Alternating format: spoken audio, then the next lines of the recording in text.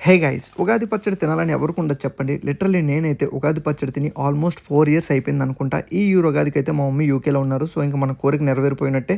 కాకపోతే మనకి పచ్చడి ఐటమ్స్ కావాలి కాబట్టి ఇంకా ఐటమ్స్ విషయానికి వస్తే ఈ మాంచెస్టర్ చుట్టుపక్కల మనకి ఉగాది ఐటమ్స్ ఎక్కడ దొరుకుతాయని చెప్పి చాట్‌జీపీటీకి అడిగితే వీఎన్‌జీ మార్ట్ అని ఒక ప్లేస్ అయితే చూపించింది. ఇదైతే మనకి సేల్ అనే ఒక లొకేషన్‌లో అయితే ఉంది. ఆల్మోస్ట్ మాకైతే మాంచెస్టర్ నుండి హాఫ్ అన్ అవర్ డ్రైవ్ అనమాట. అయినా కానీ అందరం వచ్చేసాం. లిటరల్లీ మన తెలుగు వాళ్ళకి కావాల్సిన ప్రతి ఐటెం కూడా దొరికే స్టోర్ ఏదైనా ఉంది అంటే మాంచెస్టర్ సరౌండింగ్స్లో ఈ వీఎన్‌జీ మార్ట్ అనమాట. ఇంకా సర్ప్రైజ్ ఏంటంటే ఈ షాప్ కూడా మన తెలుగు వాళ్ళదే. ఇంక ఇక్కడ మనకు కావాల్సిన ప్రతి ఐటెం గాయ్స్ లిటరల్లీ చెప్పాలంటే మన ఊళ్ళంట మనకి కిరాణా షాప్స్ ఉంటాయి కదా, నాకైతే ఈ స్టోర్ చూడంగానే నాకైతే మన ఊర్లో ఉన్న కిరాణా షాప్స్ అయితే గుర్తొచ్చాయనమాట. అంత లిటరల్లీ అదే ఫీల్ వచ్చింది నాకైతే.